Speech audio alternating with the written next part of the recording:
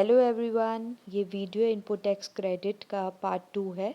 अगर आपने पार्ट 1 नहीं देखा है तो डिस्क्रिप्शन में दिया लिंक पे क्लिक करें। तो चलिए शुरू करते हैं। बहुत ज़रूरी, बहुत इम्पॉर्टेंट पॉइंट है टाइम लिमिट्स। आपको ये चीज़ याद रखनी है। अगर आप किसी भी आईएएस का, यूपीएससी किसी का भी पेपर दे रहे हैं, अगर आप टाइमली सेंटर पे नहीं पहुंचेंगे, टाइमली अपने पेपर को नहीं देंगे, तो क्या होगा, पेपर निकल जाएगा और आपका इतनी मेहनत आपकी क्या हो जाएगी, बेकार हो जाएगी। वैसे ही यहाँ पे टाइम लिमिट्स है। आपको ये समझना है कि जो भी आईटीसी है वो आपका क्लेमिंग का टाइम है। आप उसी टाइम पे उसको क्लेम कर सकते हैं, नहीं तो प्रॉब्लम ये होती है कि आपको पेनल्टीज़ एंड फीसेस वगैरह भी देनी पड़ जा सकती है। तो यहाँ पे ये क्लेमिंग डेडलाइन से दी हुई है कि आप जो भी आईटीसी है वो बिफोर नवंबर 30 से पहले उसको फाइनेंशियल ईयर से पहले क्लेम कर लीजिए। अब फाइनेंशियल ईयर क्या होता है और असेसमेंट ईयर क्या होता है? फाइनेंशियल ईयर का मतलब होता है वो ईयर जिसमें आप इनकम कमाते हैं, और असेसमेंट ईयर का मतलब होता है वो ईयर जिसमें आप टैक्स पे करते हैं उस इनकम पे जो आपने फाइनेंशियल ईयर में कमाई है। तो यहाँ पे आप कंफ्यूज नहीं होंगे। नवंबर 30 से पहले, फाइनेंशियल ईयर से पहले आपको या तो अपना आईटीसी क्लेम कर लेना है, या तो जीएसटीआर 9 जो आपकी एनुअल रिटर्न है उससे पहले आपको जो है जीएसटीआर आईटीसी क्लेम कर लेना है। नहीं तो इन दोनों में से जो भी आपका अर्ली होगा उसमें आप आईटीसी को क्लेम कर सकते हैं, नहीं तो वो आईटीसी फ्लैब आपका जो है वो माना नहीं जाएगा।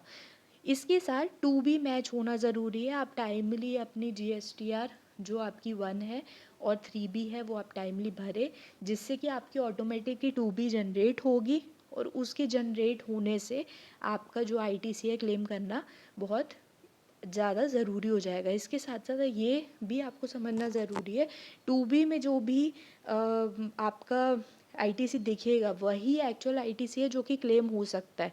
उसके अलावा कोई भी आईटीसी फिर अलग से नहीं लिया जा सकता।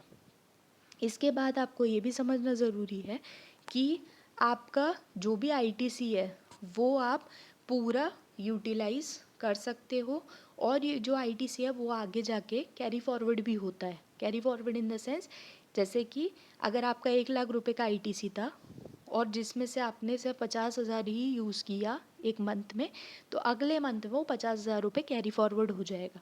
तो ये बहुत अधिक अच्छी चीज़ आईटीसी की है, और ये आपकी टैक्स लाइबिलिटी को कहीं ना कहीं कम भी करती है।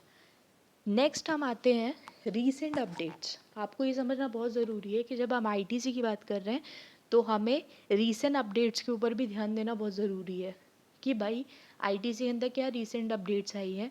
क्योंकि जब आप काम करने बैठते हो या आप पढ़ने बैठते हो तो आपको अगर प्रैक्टिकल चीज़ें नहीं आ रही हैं तो वो आपको कहीं ना कहीं क्या करेंगी, दिक्कत करेंगे, है ना।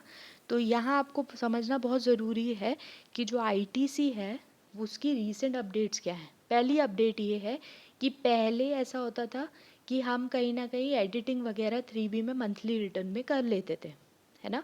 बट अब ऐसा नहीं होता। अब क्या होता है, अब आप 3B जो है वो लॉक हो जाएगी, इन द सेंस आपने एक बार जो रिटर्न फाइल कर दी थी 3B वो आपकी ब्लॉक हो गई। आप उसके अंदर जो करेक्शन है वो अब पॉसिबल नहीं हो पाएंगे। करेक्शन जो है वो आपके पहले आप करेक्शन कर पाते थे, बट अब क्योंकि ये जुलाई 25 से 2025 से ये चीज़ बोली गई है कि आप 3B को लॉक कर देंगे। आप एक बार जब रिटर्न फाइल कर देंगे तो आप बार बार उसमें करेक्शंस नहीं कर पाएंगे।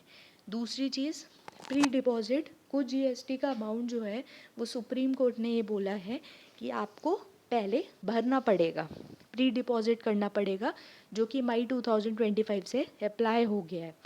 इसके बाद आपको ये चीज़ बोली है, filing deadline in force 3 years. आपकी अगर कोई भी पेंडिंग आपकी रिटर्न्स फाइलिंग बची हुई है तो वो पेंडिंग रिटर्न्स फाइलिंग को आप जो है वो फाइल जुलाई 1 2025 से पहले पहले कर दें। अगर आप नहीं कर पाएंगे तो वो फिर आपकी रिटर्न्स जो है वो पेंडिंग में पड़ी रहेंगी। दूसरी बात, आप एक चीज़ याद रखिए, जो पेंडिंग रिटर्न्स है उनके साथ पेनल्टीज़ एंड फीसेस भी आपको देनी पड़ती हैं।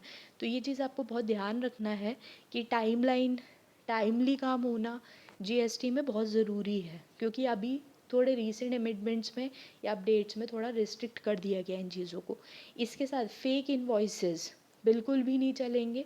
फेक इनवॉइसेस अगर आप बनवा रहे हैं या किसी से बना रहे, क्योंकि मार्केट में ये सब चीज़ें चल रही हैं कि फ़ेक इनवॉइसेस बना दिए जाते हैं, तो वो फेक इनवॉइसेस अब ट्रैक किए जाएंगे, उनको देखा जाएगा, और अगर कहीं कुछ भी ऐसी कोई चीज़ पाई गई तो वहाँ पे वो बायर के ऊपर वो चीज़ इन्फोर्स हो जाएगी और कहीं ना कहीं वो चीज़ उसके लिए ख़तरनाक है। सो यहाँ पे आपको रीसेंट अपडेट्स जो हैं वो आईटीसी में दिए गए हैं जो आपको ध्यान रखने हैं। इसके साथ साथ की रिकमेंडेशंस फॉर आईटीसी कंप्लाइंसेस क्या क्या है, आपको ध्यान क्या क्या रखना है, वो कुछ पॉइंट्स में मैं आपको बता देती हूँ। पहली चीज़, मंथली रिटर्न।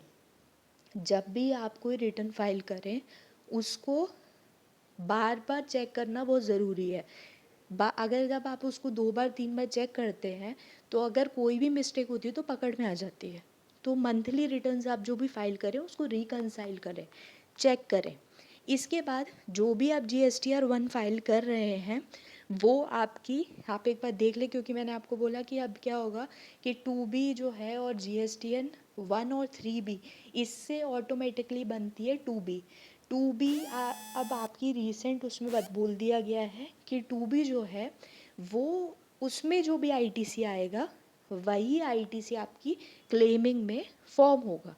ठीक है, वही आईटीसी क्लेम होगा, इसके अलावा और भी कोई आईटीसी क्लेम नहीं होगा। इसके बाद टाइमली पेमेंट्स कीजिए, टाइमली अपने पास वैलिड डॉक्यूमेंट्स रखिए, वो वैलिड इन्वॉइसेस रखिए, तब जाके आप आईटीसी को क्लेम कर पाएंगे और आईटीसी का इनपुट टैक्स क्रेडिट का बेनिफिट उठा पाएंगे। सो ये आज का पूरा हमारा एक लेक्चर था जिसमें कि हमने आईटीसी के बारे में समझा, उसके अपडेट्स के बारे में समझा, आईटीसी की एलिजिबिलिटी क्या है उसके बारे में समझा। सो आई होप कि आपको ये लेक्चर अच्छा लगा हो, पसंद आए हो। So please subscribe and like करना मत भूलिएगा। एंड और भी इंफॉर्मेटिव्स आगे मैं लेके आऊँगी जिसमें इनकम टैक्स एंड जीएसटी और अकाउंटिंग से रिलेटेड प्रैक्टिकल रियल डेटाबेसेस। तो please subscribe and like my channel. Thank you.